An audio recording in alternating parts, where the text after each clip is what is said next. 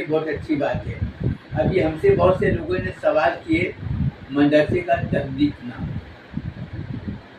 बहुत से लोग जैसे बोलते ना, औरंगाबाद गए, मालेगांव गए, पूना गए और अहमदाबाद गए, बहुत से मस्जिदों में लिखा हुआ है बिना तस्दीकनामा के आप मदरसे का चंदे का ऐलान नहीं कर सकते। बहुत अच्छी बात है। मैं पूछता हूँ कि तस्दीक जो देता है ना, वो क्या इंक्वायरी करता है? तुम्हारा आधार कार्ड है, फोटो लेता है, उसमें लिख कर देता है, मदरसे का रजिस्ट्रेशन नंबर का जेरॉक्स लेता है और मदरसे में जाकर देखता है मदरसे में कितने बच्चे पढ़ रहे हैं, कितने बच्चे खाना खा रहे हैं। बात बहुत अच्छी है, हमको सुनकर बहुत अच्छा लगा। लेकिन मदरसे में मस्जिद में जाते हैं, अब बोलते हैं मैं फलाने जगह से आया हूँ, इतने बच्चे पढ़ते। मैं ये पूछना चाहता हूँ कि जब आप मौलाना साहब बयान करते हैं कि हलाल की कमाई खाओ, तो हलाल की कमाई हलाल की कमाई खाने की सलाह देना बहुत अच्छी बात होना चाहिए। हर मौलाना का काम है बताना। लेकिन कोई मौलाना ये बता सकता है कि मस्जिद में नमाज जो पढ़ने के आते वो कहाँ से आते, तुम सबको पहचानते हो, अब वो क्या हलाल की रोजी रोटी कमा रहा है, क्या तुमको जानते हो? इसका जवाब कोई नहीं। क्या बोलता है? उसका ईमान उसके साथ है। अभी हमने बताया था कुर्बानी के लिए, अभी कुर्बानी का महीना अभी आ रहा है और हो सकता है अगले महीना में या इसी महीने में कुर्बानी हो। लोग क्या बोलते हैं? हिस्सा लेना, कुर्बानी कराना। अभी बहुत से लोग क्या बोल रहे हैं कि जबक से कराओ। अरे जबक कराओ, वो बात ठीक है ना। अभी कुछ लोग ये बोल रहे हैं कि वहाबी लोगों से कुर्बानी कराना जायज़ नहीं। ये बात भी सही है, जायज़ नहीं है। लेकिन मैं ये जानना चाहता हूँ कि जो जानवर खरीदे है वो हलाल के पैसे से खरीदे कि हराम के पैसे से खरीदे, सबसे पहले ये जानना चाहिए। दूसरी बात, जो कुर्बानी जानवर की कुर्बानी दी जा रही है, आपको गोश्त किसको दे रहे हैं? कुर्बानी का गोश्त लेने वाला ये कभी पूछा कि जो हमको गोश्त दे रहे हो वो देने वाला कौन है और वो पैसा हराम कर दिया है कि हलाल का? इसके बारे में कोई जवाब ही नहीं दे रहा है। बस हमारी बुराई कर रहा है कि चिरी मिरी वाला मौलाना है, वो अंत संत लोगों को भड़काते रहता है। लेकिन हमारी बात को गांव वाले औरत लोगों ने, गांव वाले कुछ लड़के लोगों को, पढ़े लिखे लोगों को समझ में आ गया। एक तो तस्दीकनामा वाला, दूसरा मदरसे का जो गोश्त देते हैं वो, और तीसरा जबा कराने वाला। अब ये सोचने की बात है कि तस्दीकनामा जो दे रहा है वो तो ये बता ही नहीं रहा। अब रही बात चोरी करने का, अब आप ये बताओ, अभी जो नेशनल क्राइम इंक्वायरी टीम और मुस्तफा क्राइम वॉच ब्यूरो और Islamic crime investigation services of India, ये तीनों संस्थाओं ने वीडियो रिकॉर्डिंग किया है और लोगों से राय मशवरा लिया है और पूछा है कि आप इतना गहराई से उसकी छानबीन करते मदरसा है कि नहीं। बिल्कुल ठीक, मदरसे में पढ़ने वाले बच्चे कितने हैं ये भी ठीक, लेकिन मदरसे में जो चंदा वसूल कर रहा है, वो रसीद जो फाड़ रहा है, आप कैसे जानते हैं कि जितना पैसा दे उतना? आप ये कैसे जानते हैं? मस्जिद में जो चंदे का ऐलान कर रहा है, लोगों ने चंदा दिया, वहाँ पर जमा हुआ 1000 रुपया, 1200 रुपया, पावती फाड़ा है 400 रुपया, 300 रुपया, 600 रुपये का। आप उस आदमी की तस्दीक कैसे कर सकते हैं कि हम जिसको चंदा दे रहे हो वो सही जगह पहुँचा रहा है कि नहीं पहुँचा रहा है? मदरसा सही है, उसके पास में तस्दीकनामा भी सही है, ये भी सही है। और जो मदरसे का जो तस्दीकनामा देने वाली है मौलाना है, उससे मैं ये पूछना चाहता हूँ कि तुम बाहर के बारे में छोड़ो, तुम पहले अपने इलाके के बारे में तुम लोगों को बताओ कि तुम मदरसे चला रहे हो और मदरसे में जो खर्च वगैरह हो रहा है, जो तुम्हारे मदरसे में जो लोग पैसा दे रहे हैं वो क्या कर रहे हैं, वो पैसे की आमदनी कहाँ से ला रहे हैं, ये कोई नहीं पूछता। और तो और अभी कई लोग मेरे को ये बोले हैं कि तुम क्या बोल रहे हो। हम ये जानना चाहते हैं भाई, हम तो जानते नहीं है, हमको दीनी तालीम के बारे में जानकारी नहीं है, लेकिन जो मौलाना है जो बयान करते हैं वो रिकॉर्ड भी है, उसका सीडी भी है।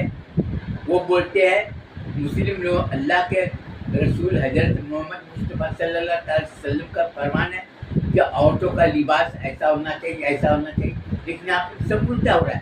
तो तुम्हारे तालीम हासिल करने का मतलब क्या निकला? तुम मौलाना बने, तुम आवाम को तुम सही जानकारी देना चाहिए, तो तुम आवाम को तुम क्या जानकारी दे रहे हो? इसका जवाब कोई नहीं दे रहा है, सिर्फ बुराई कर।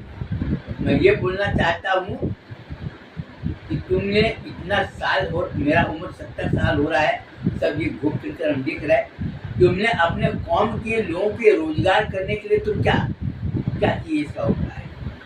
ये छोटे छोटे डब्बे कई जगह लगे, सरकार का इसका उसका बीमारी जो सरकार ले जाती है और ले जाते हैं और चले जाते हैं, रसूल दे देते इतना मिला, लेकिन आपने कभी इंक्वायरी की कि हमारा पैसा गया कहाँ और वो पैसे से क्या क्या हुआ? इसका नहीं, इसका कोई जवाब ही देने को तैयार नहीं। जबकि लोग क्या बोलते हैं, मौलाना का बयान क्या है कि हम खाना खा रहे हैं तो पड़ोसी या आसपास वाले भूखे है क्या, ये पहले पता करो, ये बोलते हैं। लेकिन कोई ये पता करने को तैयार नहीं है कि आज अपने कौम की लड़कियां जिस तरह से घूम रही है, जिस तरह से वेस्टर्न फैशनेबल में डूबी हुई है, कल्चर में डूबी हुई है, उनको कोई रोकने वाला नहीं। शादी ब्याह में घूम कर जा रहे, ये कर रहे वो कर रहे, उसको कोई रोकने वाला नहीं।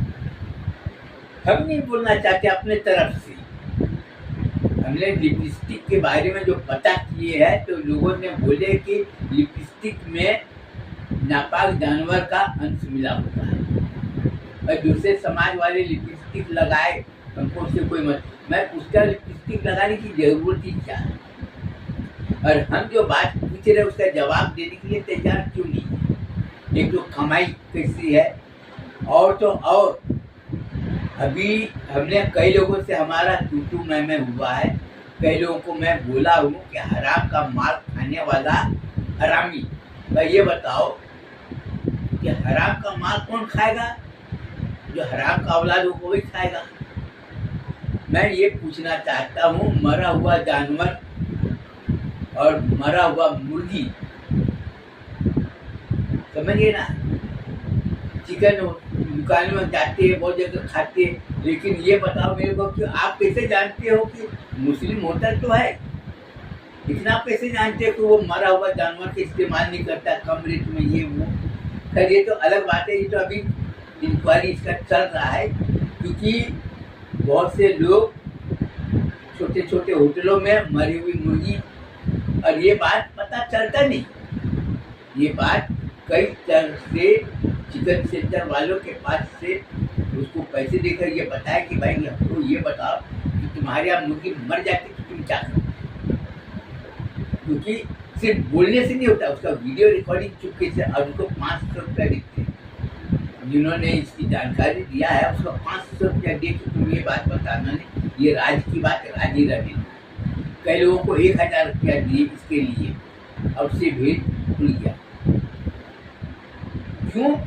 क्योंकि मरा हुआ मुर्गी का जो गोश्त होता है ना, उसका स्वाद बदल जाता है, ताजी मुर्गी का स्वाद अलग होता है। कई लोगों को जानकारों ने ये बताया। और सबसे ज्यादा कीमती बात क्या है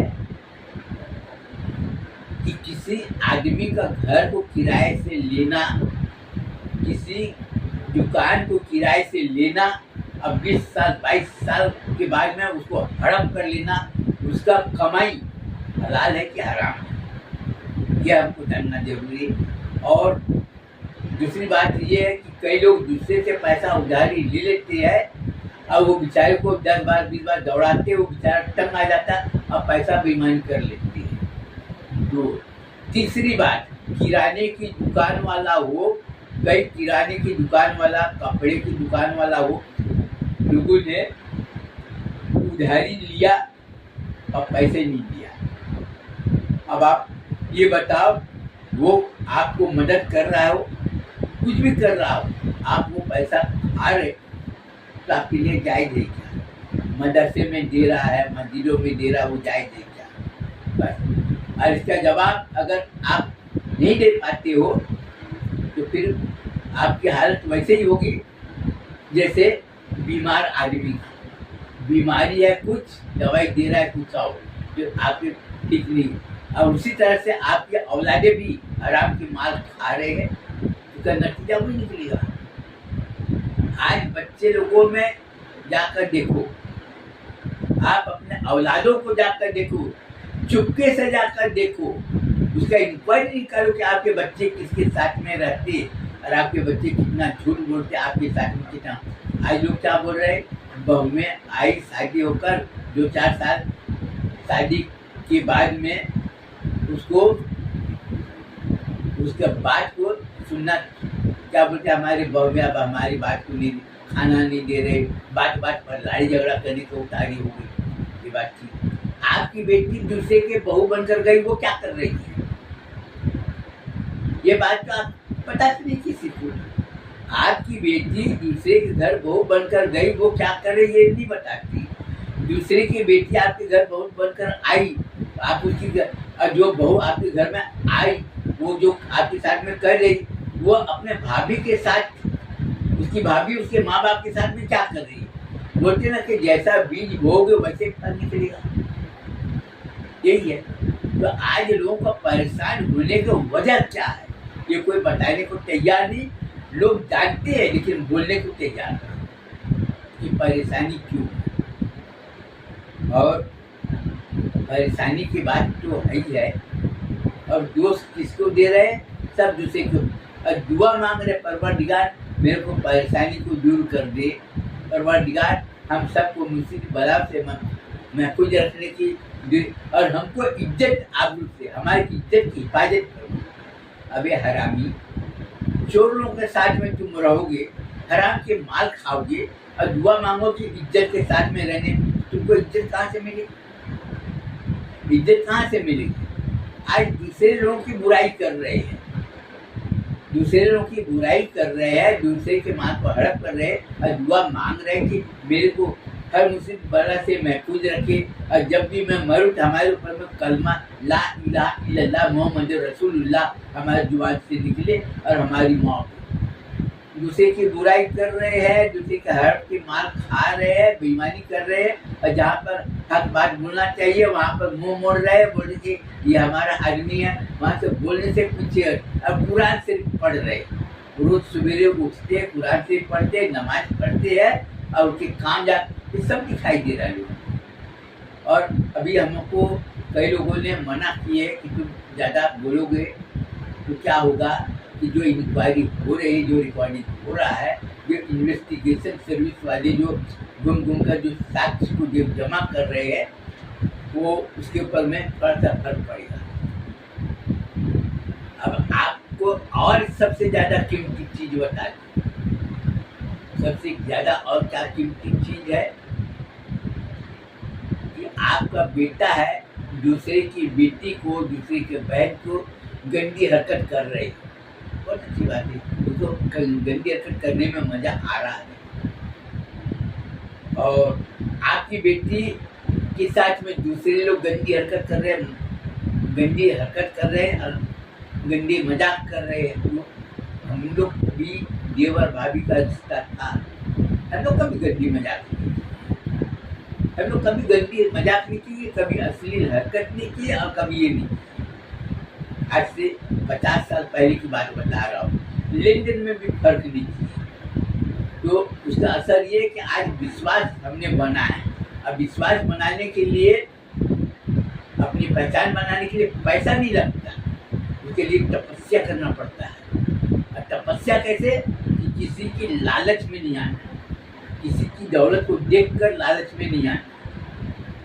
ये और जब हम लालच में नहीं आएंगे, हम किसी के साथ में विश्वासघात नहीं करेंगे, तो लोग हमारे ऊपर में लोग भरोसा करेंगे। यहाँ पर धर्म की बात नहीं आ रही है, चाहे ब्राह्मण समाज के हो, क्षत्रिय समाज के हो, वैश्य समाज के हो, आदिवासी समाज के हो, भट्ट समाज के हो, ईसाई समाज के हो, सिख समाज के हो, चाहे मुस्लिम समाज के हो, चाहे और कोई भी।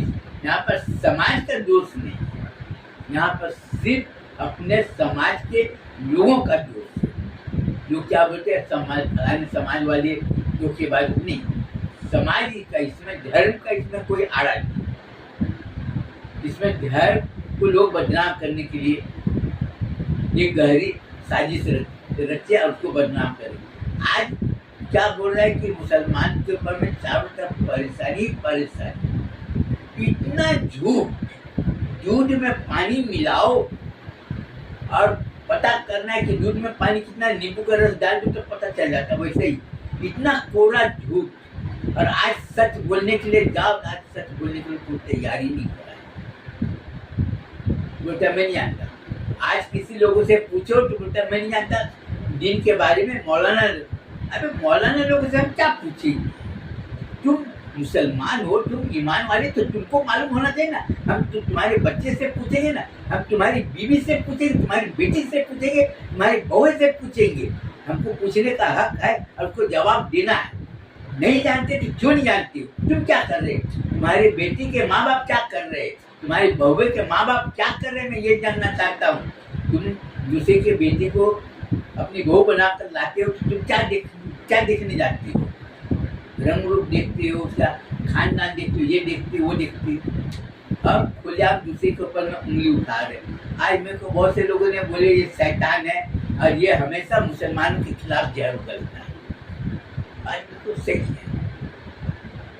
क्योंकि आज आधुनिक जमाना हो गया। पहले क्या था कि पहले बोलते थे ना तो रिकॉर्ड नहीं होता था, लोगों से जानकारी मांगते थे, कोई देने को तैयार नहीं होता। लेकिन आज चुपके से मोबाइल से और इन्वेस्टिगेशन सर्विस के पीछे आज लाखों रुपया खर्च इसलिए कर रहे हैं कि हम अपने मदरसे के बच्चे को दिखा सके कि हकीकत तुम अपने आंख से देखो। अपने मदरसे में पढ़ने वाले बच्चे को मैं यही बोलना चाहूँगा कि तुम दौलत के पीछे जाना नहीं, और तुम खूबसूरत के पीछे, जैसे तुम शादी करना चाहते हो ना, खूबसूरत लड़की के पीछे तुम जाना नहीं, उसका बैकग्राउंड देखना, उसका चाल चलन देखना। उसके बाद और अपने मदरसे में पढ़ने वाली लड़की को यही बोलूँगा कि तुम दौलत के पीछे जाना नहीं, तुम ये देखना कि तुम जिस लड़के से शादी करना चाहती हो, तुम जिस लड़की को अपना जीवन साथी बनाना चाहती हो, उसका चाल चलन कैसा है। आज तलाक क्यों हो रहा है? तलाक क्यों हो रहा है? आज बहुत से लोग क्या बोलते हैं, हलाला। ये हलाला क्या चीज़ है? ये लोग बोलते हैं तलाक दे देता है तो दूसरा आदमी, और इसका असर उसके बाल बच्चे के ऊपर में क्या पड़ेगा ये कोई सोचता नहीं। और क्या बोलते हैं, हम इज्जतदार, हम इज्जत वाली है। तो कैसे इज्जत वाली भाई? मैं तो पूछ रहा हूँ, उसका जवाब दो।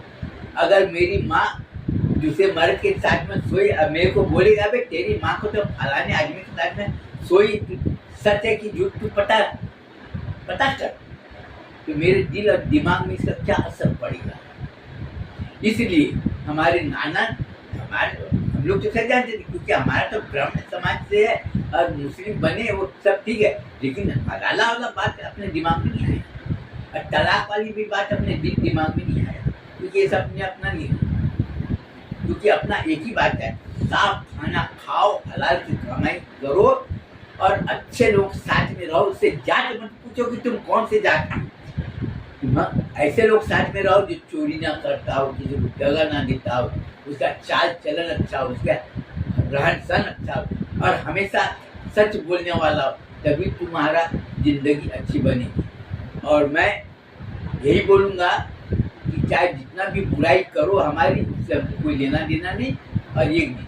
अब रही बात कि हमको मदरसा चलाना है, हम तो अपना चला रहे हैं, हमको तुम्हारे तहदीकनामा की जरूरत नहीं। आज तो सब दिखाई दे रहा है। बहुत से मस्जिद, मैं ये बोलना चाहूँगा कि बाहर से चंदे वाले आए, वो उसको बोले तस्दीकनामा नहीं, तुम चंदा नहीं कर सकते हो। तबलीग की जमात है, चाहे सुन्नत वाली जमात, लोग बोलते क्या, अरे हम तुमको चंदा नहीं जानते, उतने दूर से बाप होती है। अब उसको चंदा तो नहीं मिला, अब वो क्या करेगा, वापिस चले जाएगा, दूसरे के पास जाएगा, दोनों हाथ जोड़ के माफी मांगेगा, दोनों गिड़गिड़ाएगा कि भाई मेरे को पैसे की जरूरत है, मेरे को। अब वो जाएगा। अब वो बहुत से लड़कियां कुमारी नहीं, शादी नहीं हुआ लेकिन कुमारी नहीं, मेरे पर में कई लोग केस चलाने की धमकी दिए। मैं बोला बिल्कुल केस चलाओ, FIR दर्ज करो, बल्कि पुलिस वाले के पास में जाऊंगा, उल्टा मैं 5,000 करूंगा, मेरे खिलाफ में FIR दर्ज करो। वो लड़की का मेडिकल चेकअप कराया, पहले चेकअप क्या था, मैं ये सब लोग जानते नहीं थे, पढ़े लिखे लोग नहीं थे, लेकिन अब पढ़े लिखे लोग जानकारी हो गए। अब मैं तो खुलेआम बोल रहा हूँ, ये सब कई लड़कियों का तो बॉयफ्रेंड है, आज उसके साथ में, आज परसों उसके साथ में, परसों उसके साथ में 50 बॉयफ्रेंड कपड़े की तरह बदलती है। अब तुम खुद इससे अंदाज लगा लो कि हमारा इस्लाम को बर्बाद करने वाला कौन है। आज इस्लाम की बर्बादी हो रही तो उसका जिम्मेदार कौन है। और आज तुम्हारा कर्तव्य क्या बनता है, तुम्हारा मकसद क्या है, अपने इस्लाम की इज्जत आबरू को बचाने के लिए तुमको क्या करना चाहिए, तुम खुद सोचो। हम नहीं भूलने जाएंगे, क्योंकि हमारा काम है लोगों को जानकारी देना। इस्लाम की बदनामी करने वाले, आज हुजूर की तौहीन करने वाले कौन है, तुमको खुद सोचना है।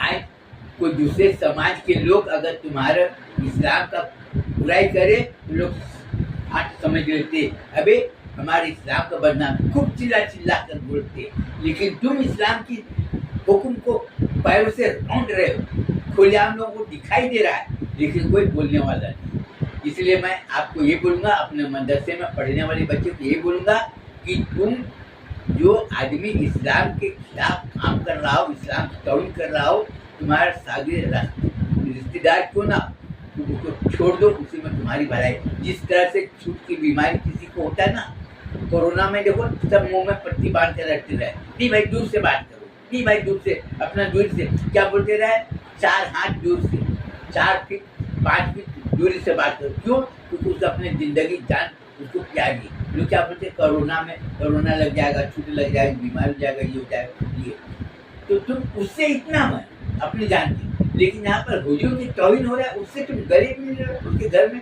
खाना खा रहे और उसकी वाहवाही कर रहे, और तुम बोल रहे कि मैं आशिक रसूल, अपने हजरत मोहम्मद मुस्तफ़ा सल्लल्लाहु अलैहि वसल्लम हमारे नबी हमारी जान, नबी हमारी शान, नबी हमारे ईमान की पहचान, ऐसे ऐसे बोल रहे हैं तुम। तो अब मैं इसके आगे और क्या बोलूँगा, मैं इसके बाद अपना बयान को ख़त्म करना चाहता हूँ, और मैं लोगों को यही बोलूँगा कि तुम अपना खुद रास्ता को तय करो और खुद अपने दिल और दिमाग से सोचो। अस्सलाम।